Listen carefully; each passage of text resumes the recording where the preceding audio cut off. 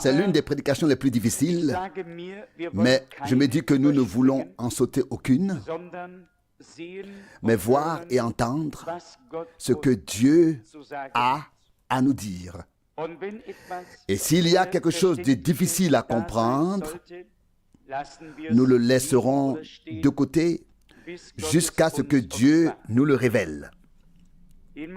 Dans Matthieu 13, notre Seigneur lui-même a prononcé une parole et elle a été écrite. Il est dit ici, Matthieu 13, versets 34 et 35. Matthieu 13, versets 34 et 35. Jésus disait toutes ces choses en parabole à la foule et il ne leur parlait pas sans parabole. Verset 35. Ainsi devait s'accomplir la parole du prophète qui dit: j'ouvrirai ma bouche en parabole, je proclamerai ce qui a été caché depuis la fondation du monde. Nous savons que le Seigneur Jésus a dit en son temps ce qui avait été prophétisé par les prophètes pour ces jours-là, qui devaient s'accomplir autrefois dans ces jours-là. Il a résumé tout ce qui devait s'accomplir à cette époque, puis il a dit à la fin: ne fallait-il pas que s'accomplisse tout ce qui est écrit dans la loi de Moïse, dans les psaumes et dans les prophètes? Luc 24, 44. Lorsque Paul exerçait son ministère, il écrit dans Éphésiens, peut-être lirons-nous également ce passage, dans Éphésiens, chapitre 3, où il est dit au verset 4. En lisant cela, vous pouvez reconnaître ma familiarité avec le mystère du Christ. Verset 5. Il n'a pas été manifesté aux fils des hommes dans les autres générations, comme il a été révélé maintenant par l'Esprit aux saints apôtres et prophètes de Christ. Au verset 9, nous lisons, dans Éphésiens 3, verset 9, afin de donner tout l'éclaircissement, à savoir quel est l'objectif lié à la réalisation du mystère qui a été caché depuis les temps anciens en Dieu le Créateur de toutes choses. Afin que les dominations, verset 10, et les autorités dans les lieux célestes connaissent aujourd'hui par l'Église la sagesse infiniment variée de Dieu. En particulier, le passage suivant, le mystère caché depuis les temps anciens en Dieu le Créateur de toutes choses. Ouvrons le passage bien connu là-dessus des Actes des Apôtres au chapitre 3 et lisons ici le même mot, la même formulation depuis les temps anciens. Et cela ne parle pas ici de cette horloge des minutes, mais depuis le commencement. Acte 3, verset 21. Il faut que le ciel le reçoive jusqu'au temps du rétablissement de tout, ce que Dieu a annoncé depuis les temps anciens par la bouche de ses saints prophètes. Il s'agit donc de choses qui ne sont pas seulement mentionnées ou notées en passant, mais qui sont des choses divines liées à l'histoire du salut qui font partie du plan de rédemption. Et cela inclut également l'ouverture des 7 sceaux, la révélation de tout ce qui était caché depuis les temps anciens, afin que cela soit révélé en ces derniers jours. Et nous l'avons entendu suffisamment souvent de la bouche de celui qui a été appelé. Et je pense que nous tous qui sommes ici ce soir sommes d'accord pour dire que Dieu parle, mais il ne parle pas à travers beaucoup de personnes. Il parle à travers la bouche qu'il a déterminée, désignée pour que sa parole soit transmise à travers elle. À travers elle. Se référant à la bouche de celui qui a été appelé. Et la parole, comme nous l'avons souvent entendu, ne vient pas aux théologiens. Elle ne vient pas dans les conciles et n'est pas révélée par des décisions et des délibérations, mais c'est par la révélation de l'Esprit que la parole de Dieu vient fraîchement du trône aux prophètes, et ceux-ci disent alors: ainsi parle le Seigneur, parce que Dieu leur a parlé. Et nous croyons que le message de la fin des temps, de cette parole de Dieu, est révélé par le Saint-Esprit, dans lequel toutes les choses qui ont été prédites pour cette époque ont été résumées et exposées. Dans cette prédication, ici, comme je viens de le dire, certaines choses sont très difficiles à comprendre, mais frère Branham lui-même a dit à propos des points qu'il ne pouvait transmettre avec une certitude absolue en tant que révélation. Il a lui-même dit: il se pourrait que ce soit ainsi. Et c'est quelque chose de tout à fait extraordinaire chez un homme de Dieu de cette envergure. Combien de personnes que Dieu n'a pas appelées sont ainsi convaincues d'elles-mêmes? Et un véritable homme de Dieu ici, qui était vraiment imprégné de l'Esprit de Dieu, à qui la parole du Seigneur est venue, sur les points où il ne pouvait pas dire avec une certitude absolue si le moment était déjà venu, il a laissé la question ouverte. Cela témoigne de la sincérité, de la véracité, de l'humilité et de la responsabilité devant Dieu.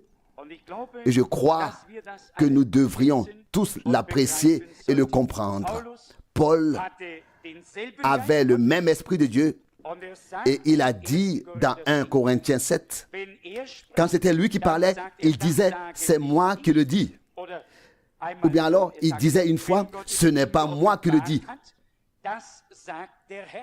Lorsqu'il disait que Dieu le lui avait révélé, il disait: c'est le Seigneur qui le dit. Et puis il dit: ce n'est pas le Seigneur, mais moi qui le dis. Et ainsi de suite. Les hommes de Dieu sincères ne le cacheront pas, mais transmettront comme révélation de Dieu, reçue de Dieu, les choses qui leur ont été révélées par Dieu. Et ils laisseront les autres choses ouvertes. Et Dieu donnera la bonne compréhension au bon moment par l'accomplissement des choses déterminées. N'oublions pas que le message de la fin des temps est la dernière parole de Dieu, est le dernier discours de Dieu, la parole contraignante de Dieu, l'absolu pour tous ceux qui veulent subsister devant Dieu. Et personne ne peut plus se permettre de s'écarter et de dire: je suis d'un autre avis. Dieu ne s'intéresse absolument pas à ton opinion ou à la mienne. Et nous ne devrions pas nous intéresser à nos opinions ni à celles des autres, mais vraiment rechercher ce que Dieu a à nous dire. Pour cela, il est nécessaire que nos âmes soient en harmonie avec Dieu, soient apportées en harmonie avec Dieu, qu'elles puissent se nourrir de nourriture spirituelle, de la nourriture spirituelle et de la révélation. Je lis ici à la page 6 de la prédication mentionnée. Les passages bibliques sont connus. Ils sont tirés de l'épître de Jude, de 2 Pierre 2, versets 4 à 5 et de 1 Pierre 1, verset 3. Les passages bibliques qui ont été lus sont connus. Vous pouvez les relire vous-même. Il est dit ici, venons-en maintenant à ces âmes en prison, ces âmes qui sont actuellement en prison. L'âme de l'homme n'est pas le corps de l'homme, c'est l'âme. Et l'âme porte la nature de l'esprit. Quand la nature d'un homme, comme il a dit que nous sommes morts, l'Écriture nous dit clairement que nous sommes morts et que notre vie est cachée en Dieu par le Christ, scellée en lui par le Saint-Esprit. Cette citation ici résume 2 passages de la Bible. L'un est tiré de Colossiens 3, versets 1 à 4, et l'autre d'Éphésiens chapitre 4, verset 30. Dans l'épître aux Colossiens, Paul dit que notre vie est cachée en Dieu avec le Christ. Et il dit, quand Christ apparaîtra dans notre vie, alors nous aussi nous apparaîtrons avec lui dans la gloire. Et c'est de cela qu'il s'agit. Non seulement d'un enseignement pour l'intellect, mais d'une parole puissante de Dieu qui peut nous transformer dans notre âme et faire de nous des êtres nouveaux par la puissance du sang et de l'Esprit de Dieu. Ainsi, notre vie est cachée en Dieu par le Christ, scellée en lui par le Saint-Esprit. Il est dit ensuite, ce n'était pas votre corps. Ce n'est pas que votre corps est mort. Ce n'est pas votre esprit qui est mort. C'est la nature de votre esprit qui est morte. La nature qui est l'âme. L'âme de la nature plutôt de votre âme, c'est Dieu. Si vous êtes né de nouveau, si votre âme n'est pas née de nouveau, alors elle est du monde. Nous savons que notre Seigneur a dit dans l'évangile de Jean, au chapitre 3,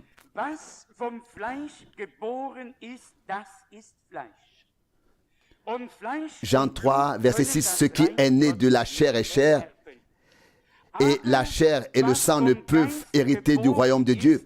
Mais ce qui est né de l'esprit est esprit. Et nous croyons en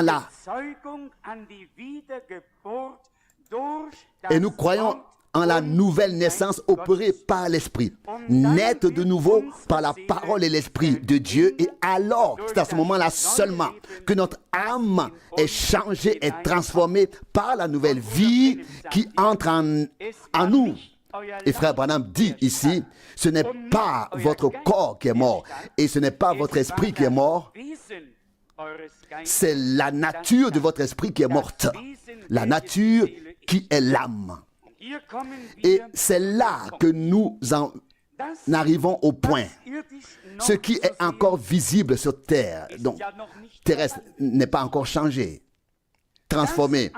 Mais ce qui est dans notre âme doit avoir été changé déjà maintenant, doit avoir été transformé. Et je l'ai toujours dit, si notre âme n'est pas transformée, n'est pas changée, nous attendons en vain la transformation, le changement de notre corps. Nous savons tous que la transformation, le changement de ceux qui sont en Christ aura lieu. 1 Corinthiens 15, 51, car c'est ce que dit la parole de Dieu dans 1 Corinthiens 15 et aussi dans 1 Thessaloniciens chapitre 4, que nous serons changés. 1 Thessaloniciens 4, verset 17. Mais le changement, la transformation du corps ne peut avoir lieu que si la transformation, le changement de l'âme a eu lieu. Et je pense que grâce à la proclamation la plus puissante de tous les temps que Dieu nous a donnée, à travers la révélation prophétique de la parole, Dieu devrait réussir à créer en toi et en moi une nouvelle nature par sa grâce. Un changement, une transformation dans ta vie et dans la mienne, afin que nous puissions vraiment dire les choses anciennes sont passées. Voici, toutes choses sont devenues nouvelles. 2 Corinthiens 5, verset 17.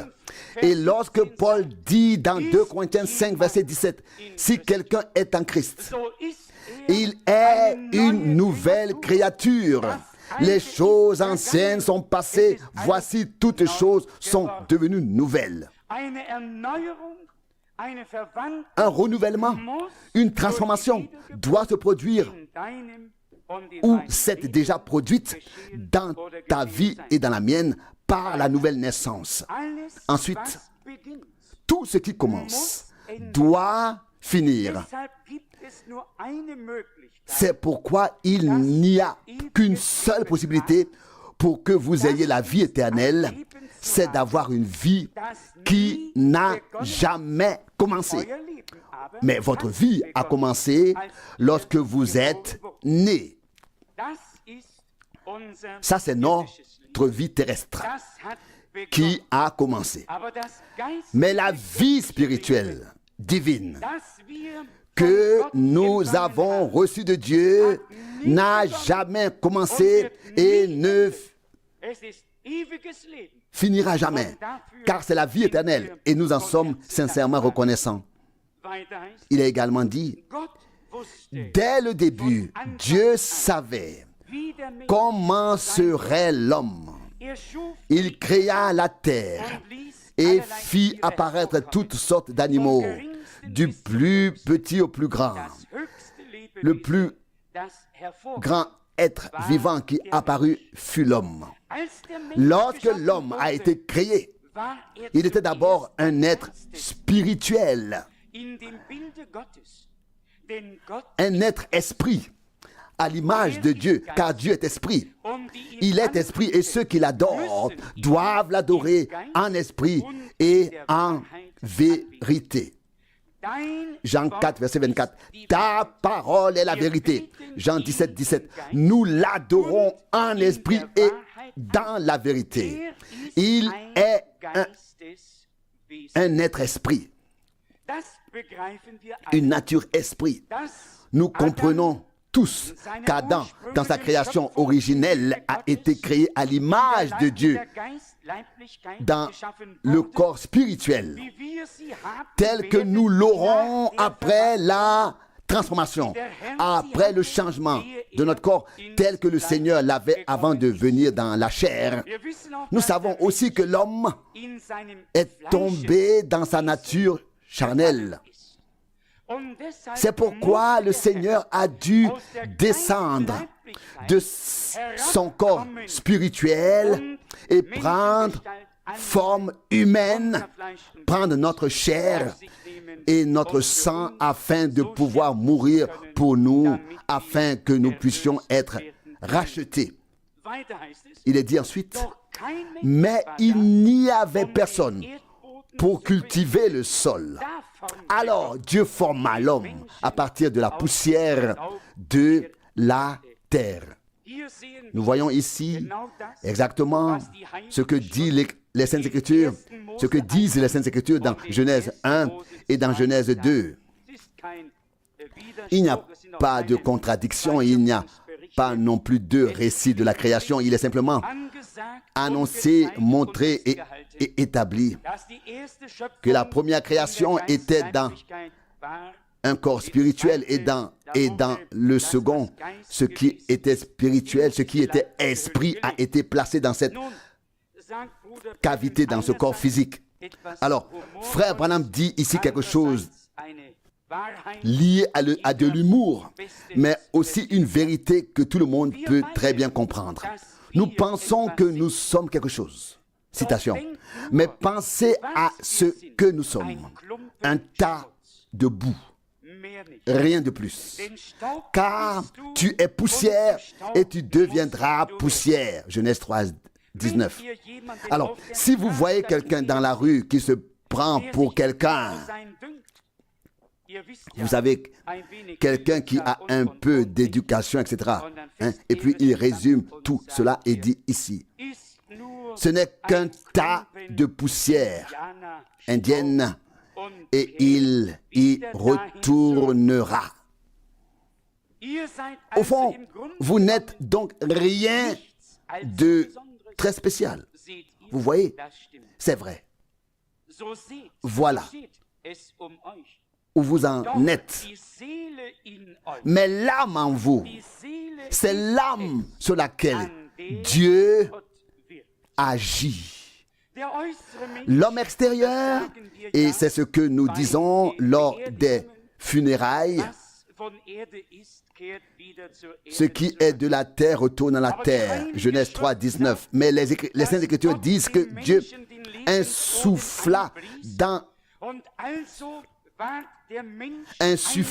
dans les narines de l'homme un souffle de vie et l'homme devint une âme vivante, pas un corps vivant, pas un esprit vivant, mais une âme vivante. Et nous remarquons que frère Branham met ici l'accent sur l'âme de l'homme, car la vie est dans l'âme et dans le sang. Lévitique 17, verset 11. Donc, mais c'est l'âme en vous, l'âme sur laquelle Dieu agit.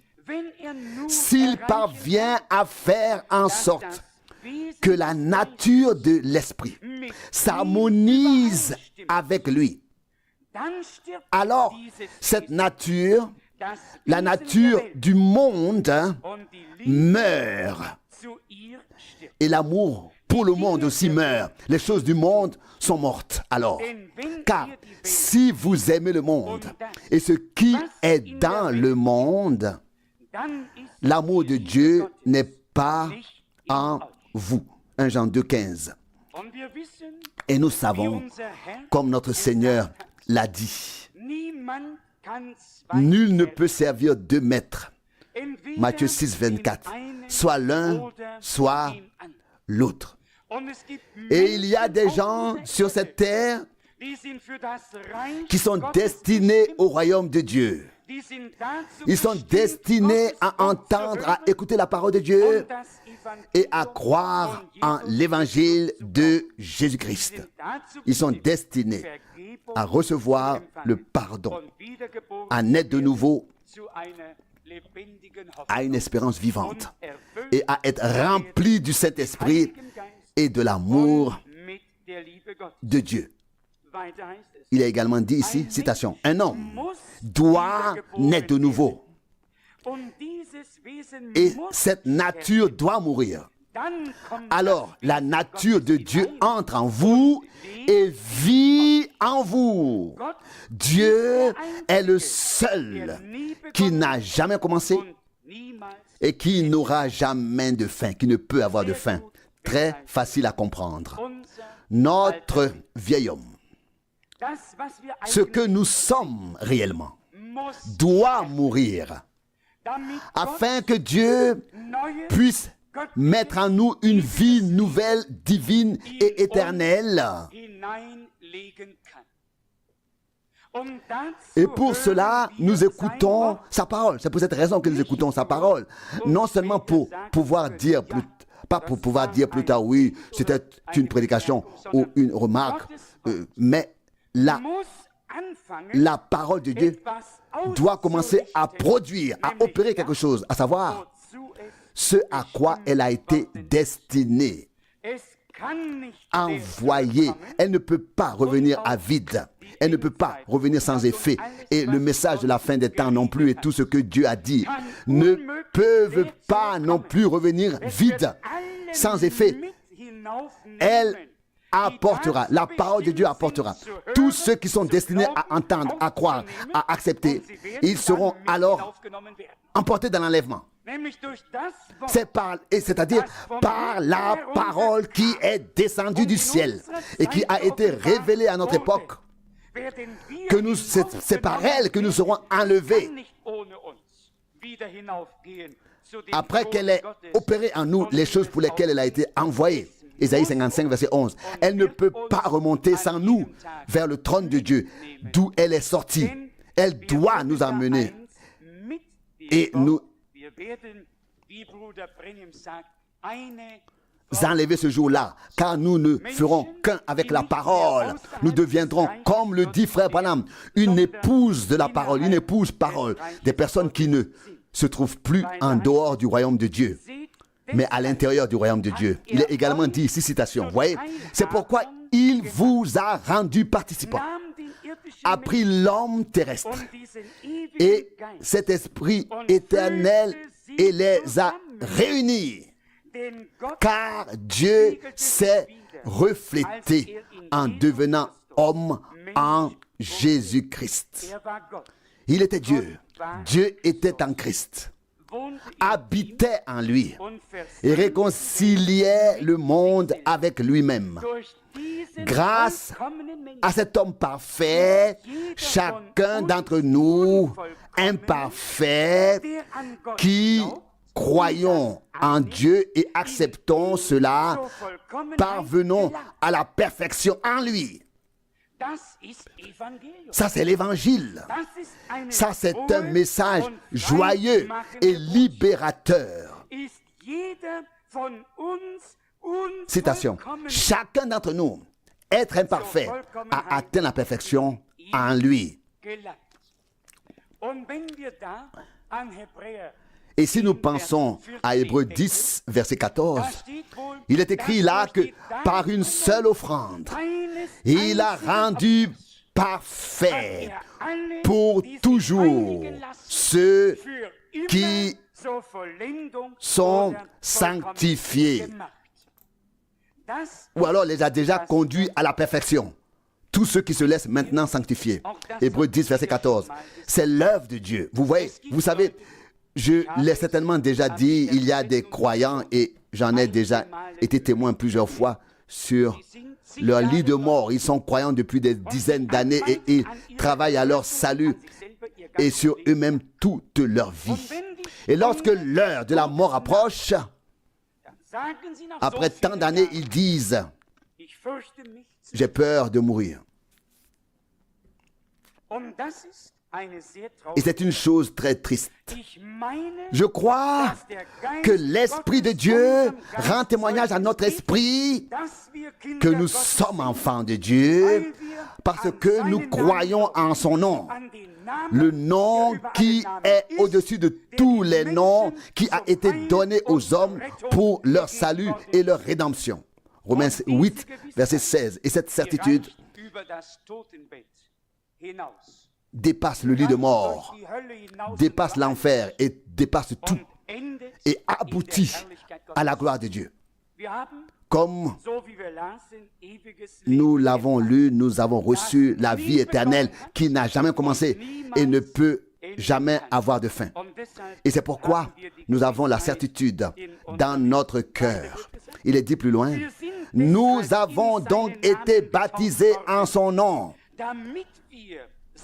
afin d'être conformes à sa mort et de participer à sa résurrection, afin de sortir en son nom, afin de ressusciter et de témoigner au monde que nous avons reçu une nouvelle vie et que le vieil homme est mort.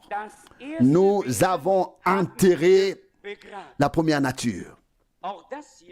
Nous pouvons également lire dans Romains 6, ici, que nous avons été ensevelis avec Christ par le baptême afin de marcher désormais avec lui et en lui et par lui dans une vie nouvelle. Romains 6, verset 4. Je crois que Dieu est en train d'accomplir en nous une œuvre de rédemption aussi profonde qu'il l'avait prévue lorsque notre Seigneur et Sauveur est mort sur la croix à Golgotha.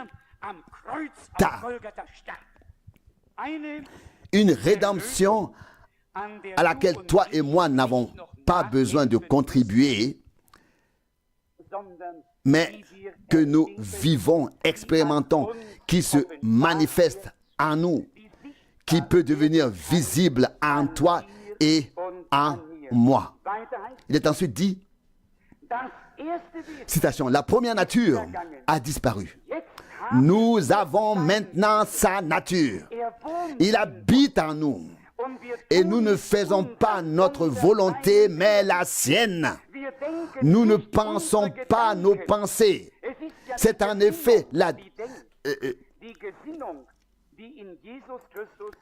disposition d'esprit qui pense, la disposition d'esprit qui était en Christ Jésus, est en chaque croyant. Les mêmes sentiments.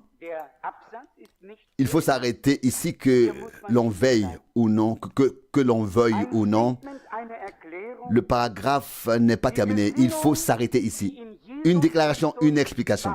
La disposition d'esprit qui était en Jésus-Christ. Les sentiments qui étaient en Jésus-Christ sont en chaque croyant.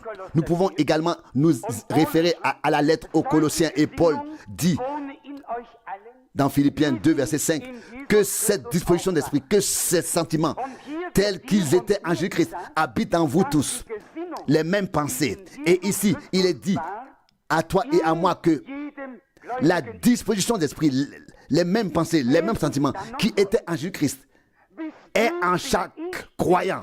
Qui est donc encore croyant? Suis-je vraiment, sommes-nous vraiment des croyants?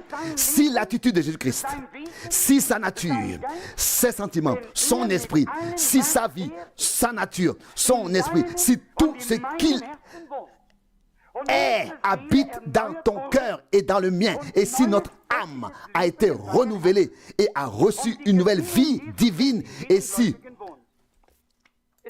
les sentiments de Jésus-Christ habitent en chaque croyant, c'est présenté ici comme un fait, non pas comme une question, mais comme un fait.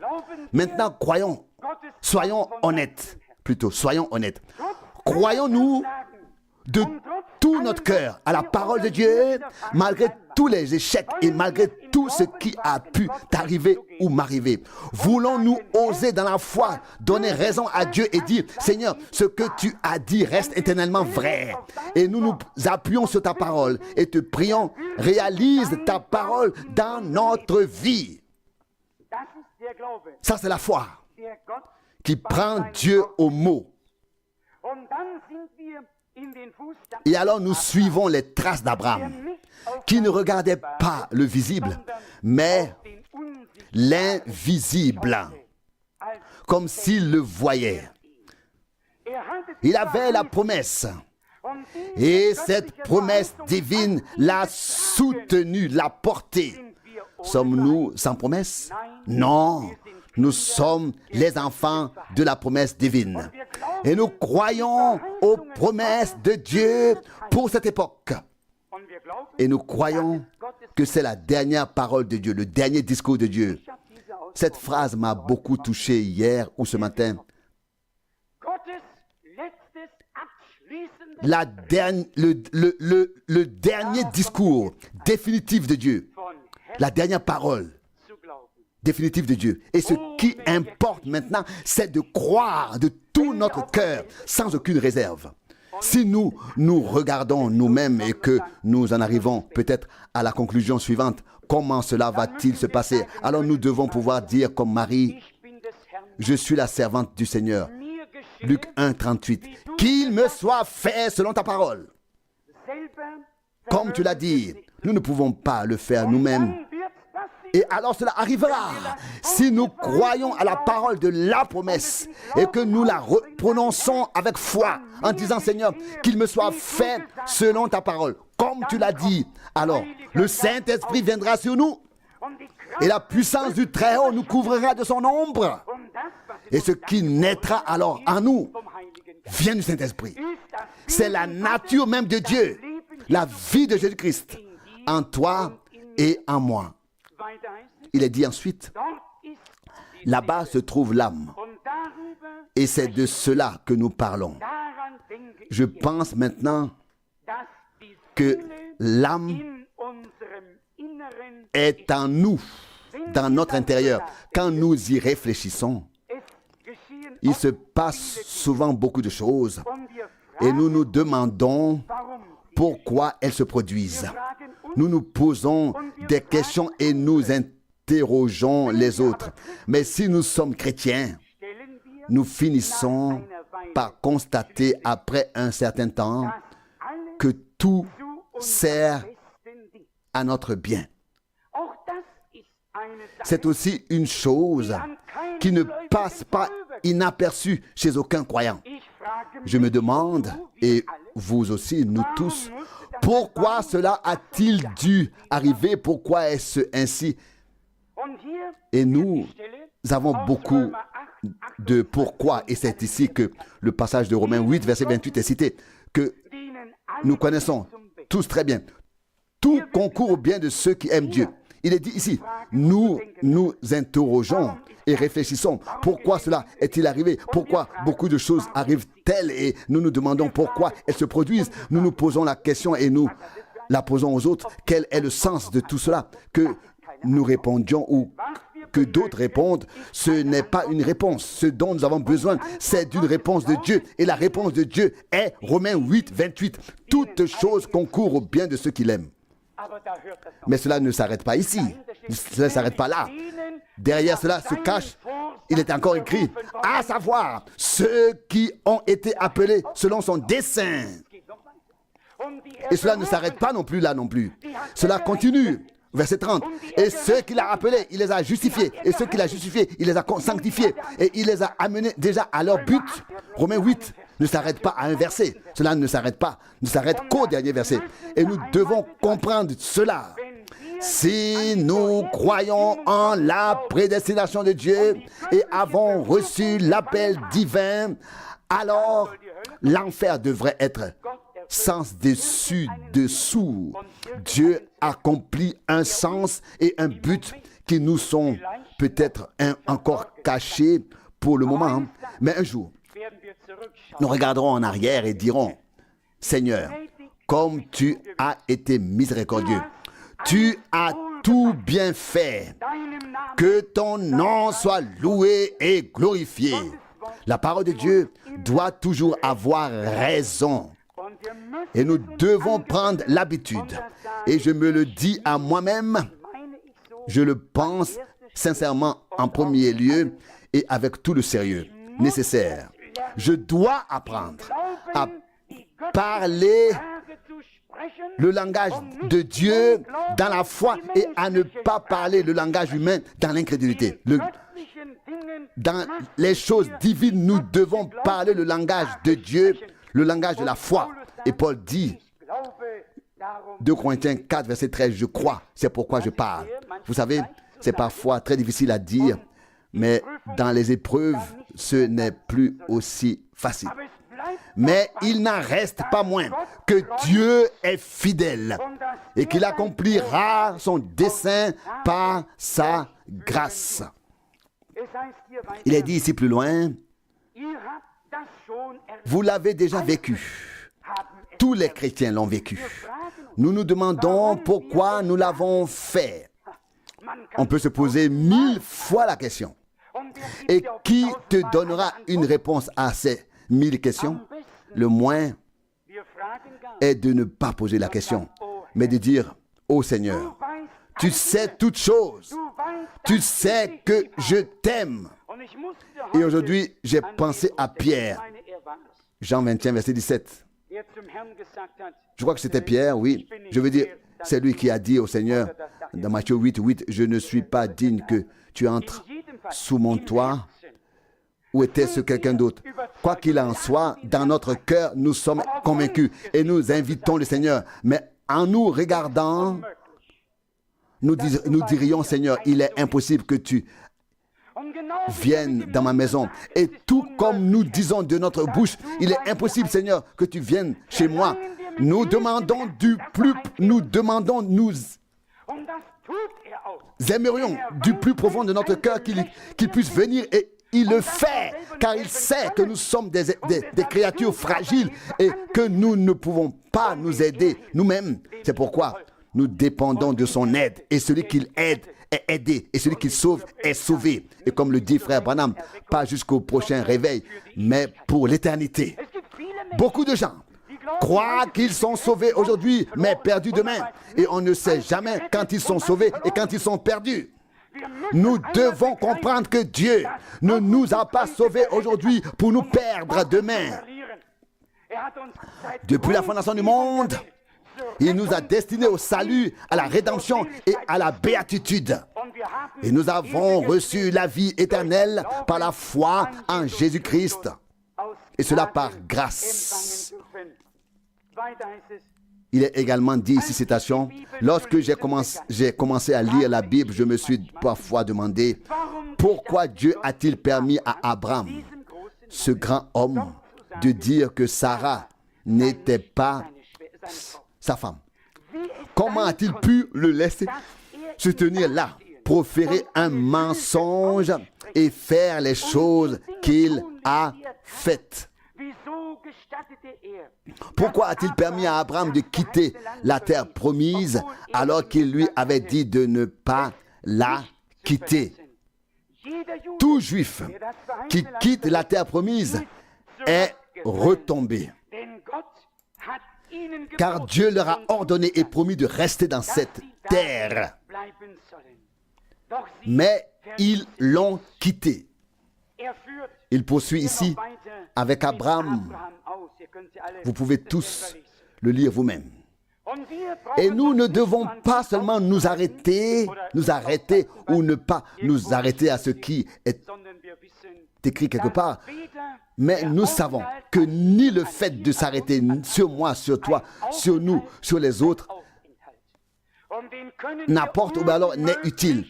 Un arrêt est un arrêt et nous ne pouvons absolument pas en avoir besoin. Un chemin est fait pour être parcouru et Dieu nous a mis sur un chemin nouveau et vivant.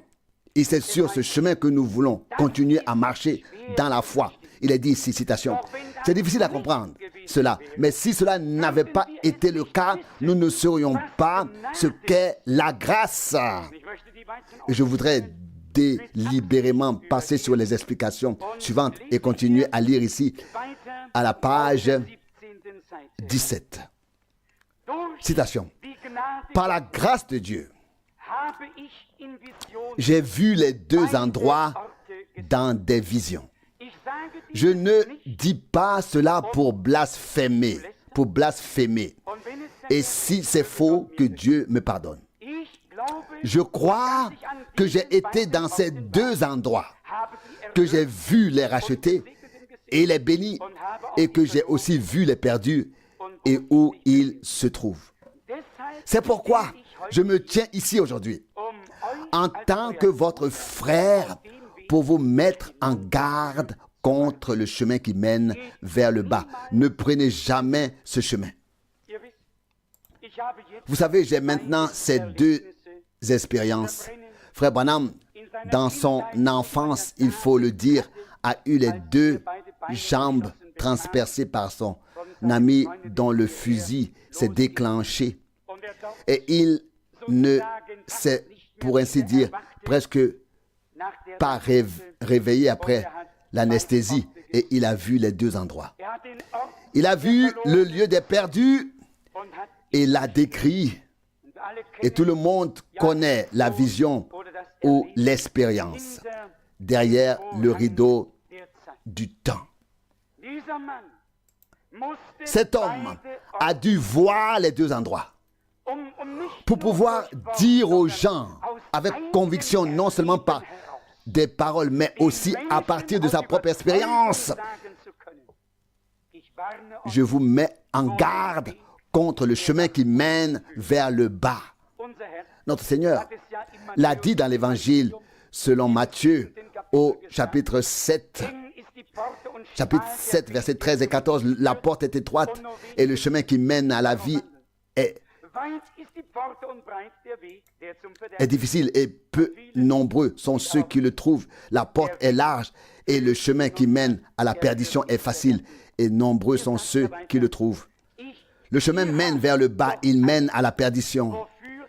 Il poursuit en disant, vous avez tout ce pourquoi vous vivez sur ce chemin béni qui mène vers le haut, là où les rachetés jouissent de la paix. Ils ne peuvent plus pécher ni être affligés. De telles choses n'existent plus là-bas. Et ils sont parfaits. J'ai vu ces deux endroits. Je suis conscient de l'énorme portée de cette déclaration. Mais Dieu est mon juge. Je crois avec révérence, avec crainte, avec respect, avoir vu ces deux endroits. Je le crois. Oh, pourvu que personne n'entre dans le domaine des perdus. Des perdus. Même si vous étiez là, transpercé par des fils électriques et torturé autant que possible, ce ne serait pas comparable à la torture diabolique qui règne dans cet endroit. L'esprit humain, la compréhension humaine ne peut absolument pas comprendre ce qu'est le domaine des perdus. Il n'y a aucun moyen de l'expliquer. Il n'y a pas non plus de moyen d'expliquer ce qu'il en est dans le domaine des bienheureux, des bénis, des béatifiés. C'est tellement merveilleux, c'est tellement glorieux là-bas. L'un est si terrible et l'autre est si merveilleux. L'un est le pire, l'autre est le plus merveilleux. N'est-ce pas là une parole qui doit toucher le cœur de chaque être humain? Faut-il que quelqu'un revienne d'entre les morts pour nous dire comment c'est là-bas ou là-bas? Il est écrit, notre Seigneur l'a dit dans Luc 16, verset 31. Ils ont Abraham et les prophètes qui les écoutent. Et s'ils ne les écoutent pas, ils n'écouteront pas non plus quelqu'un qui ressusciterait d'entre les morts et leur dirait la même chose. Qui peut entendre? L'homme à qui Dieu ouvre le cœur. Beaucoup entendent l'évangile avec leurs oreilles terrestres et ne le relient pas à la foi dans leur âme, ne se laissent pas toucher au plus profond d'eux-mêmes et passent à côté. Ce soir, Dieu fait à tous la plus grande offre qu'il puisse faire. Et il nous dit à toi et à moi, à nous tous, l'œuvre de rédemption s'est accomplie à Golgotha. Personne n'a besoin de descendre dans le lieu de tourment. Il y a le salut, la rédemption et le pardon, la grâce et la guérison en Jésus-Christ, notre Seigneur. Qu'a-t-on dit à l'époque à propos de l'homme riche Abraham? Envoie quelqu'un à mes frères et dis-leur et fais-leur dire de ne pas venir dans le lieu de tourment. Luc 16, 28. Dieu a préparé une place dans la gloire. C'est là que nous avons notre place. C'est là que nous sommes destinés à aller. Et notre Sauveur a dit, Jean 14, verset 3, je vais vous préparer une place et je reviendrai pour vous prendre avec moi. Frères et sœurs, chers amis, il ne suffit pas d'être religieux, il ne suffit pas d'écouter la parole de Dieu.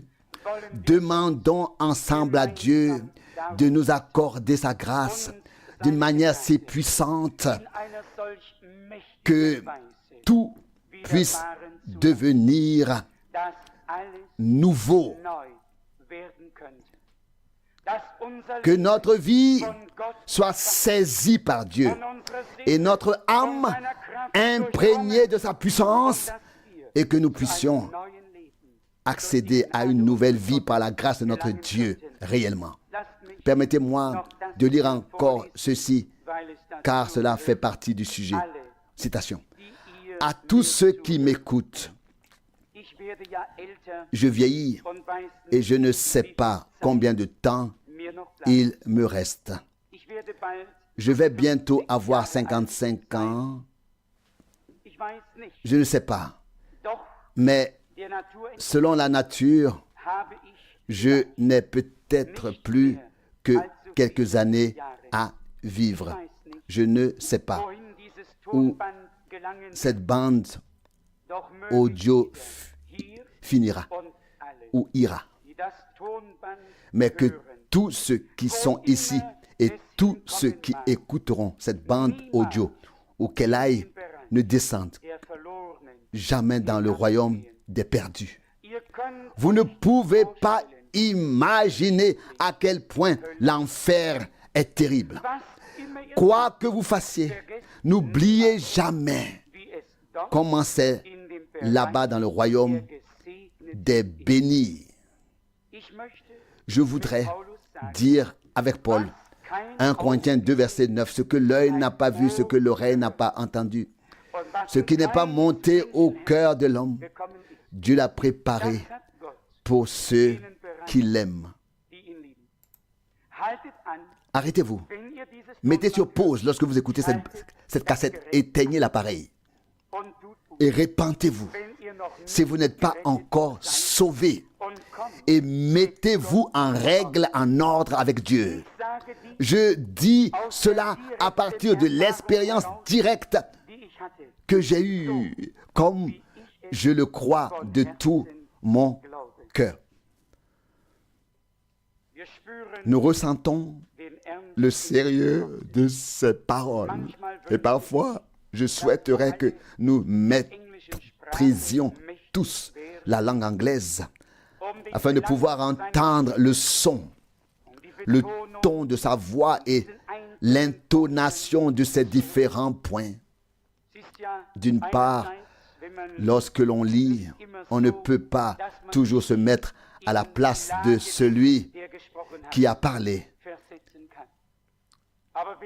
Mais ceux qui ont réellement entendu ces prédications savent avec quelle sincérité, avec quelle profondeur et quel dévouement elles ont été prononcées afin de montrer aux gens le chemin du salut et de leur dire qu'ils ne doivent pas sombrer dans la perdition. On dit parfois qu'il faut effrayer les gens lorsqu'on parle de ces choses. Il ne faut effrayer personne et faire peur à personne. La peur viendra d'elle-même, ainsi que la douleur et la détresse. Mais je vous le dis, tous ceux qui ont entendu seront reconnaissants dans la gloire que quelqu'un ait pris la parole et qu'ils ont été interpellés, qu'ils aient été avertis, exhortés, qu'ils aient été avertis que l'évangile de Jésus-Christ leur ait été apporté. Et si rien d'autre ne se passe ce soir, nous n'avons pas encore abordé le sujet de cette prédication. Cela viendra plus tard. À mon avis, les choses que nous avons examinées jusqu'à présent sont de la plus haute importance. Et remarquez, frère Branham dit, citation, je parle aujourd'hui du sujet, les âmes en prison. Et nous en sommes déjà à la page 18 et il n'est pas encore arrivé aux âmes en prison. Il s'occupe de vous et de moi et de nous. Et nous proclame la parole du Seigneur, l'évangile, la grâce, le salut, la guérison et la vie éternelle. Et il nous dit, écoutez, j'étais là-bas, j'ai vu, j'étais là-bas en bas et j'ai vu. J'ai été témoin de la souffrance. Dieu m'a fait remonter pour vous avertir à ne pas vous rendre en ce lieu. Prenons cela à cœur et remercions le Seigneur de nous accorder tant de grâce et d'amour qu'il utilise sans cesse pour nous attirer à lui. C'est ce que dit déjà le passage de l'Ancien Testament, Ésaïe 43, verset 1. C'est par amour que je t'ai attiré à moi. Je t'ai appelé par ton nom. Tu es à moi. Nous sommes la propriété du Seigneur. Il en a payé le prix sur la croix à Golgotha. Il n'y a plus aucune possibilité de négociation avec l'ennemi à propos de toi et moi. Notre Seigneur n'est pas venu pour négocier avec l'ennemi. Il est venu pour nous arracher, toi et moi, à la mort et à la perdition, pour nous pardonner et nous donner la vie éternelle. Nous croyons en la victoire de notre Seigneur qui s'est accomplie sur la croix à Golgotha. Notre Seigneur s'est écrié, tout est accompli. Jean 19, 30. Et le voile du temple s'est déchiré. Et les rochers se fendirent. Matthieu 27, 51. Et les hommes durent reconnaître. Ici, s'est accompli un acte salvateur de Dieu. Leurs yeux étaient encore fermés. Les nôtres et ceux de beaucoup d'autres ont été ouverts. Remercions aujourd'hui notre Dieu de tout cœur de nous avoir jugés dignes à l'époque où nous vivons d'être interpellés par lui, d'entendre sa voix parmi toutes les autres voix, de distinguer sa voix et non seulement de l'entendre mais aussi de lui obéir. Aujourd'hui, Dieu veut accomplir de grandes et puissantes choses à travers le sang de l'agneau, à travers sa parole et à travers son esprit en toi, en moi, en toi, en moi. Il veut nous dire ce soir, Ésaïe 55, 11, « Mes enfants, ma parole ne revient pas à moi sans effet. Je vous l'ai envoyée et elle accomplira en tous ceux qui croient et l'accueillent et la reçoivent ce pourquoi je l'ai envoyée. » Pouvons-nous croire que la parole de Dieu est une parole toute puissante, capable d'accomplir ce qui nous semble mystérieux ou impossible? Nous avons affaire au Dieu Tout-Puissant qui a appelé toutes choses à l'existence par sa parole. C'est une chose facile pour lui de faire de toi et de moi de véritables enfants de Dieu. N'essaie pas de le faire toi-même. Nous ne le pouvons pas. Abandonne-toi à Dieu et dis, Seigneur, fais de moi et avec moi ce qui te plaît. Ce qui te plaît. Ce qui t'est agréable. Me voici. Prends-moi tel que je suis. Je ne suis pas digne que tu entres chez moi. En même temps, nous avons le désir, entre. Même si nous ne sommes pas dignes, entre. Et quand il entre, il dit, Luc 19, verset 9, « Aujourd'hui, le salut est venu pour cette maison, ou aujourd'hui le salut est venu pour toi. » Acceptez ce soir le salut de notre Dieu. Acceptez le salut de notre Dieu, de la main de Dieu. Et le Seigneur nous bénira ensemble. Amen.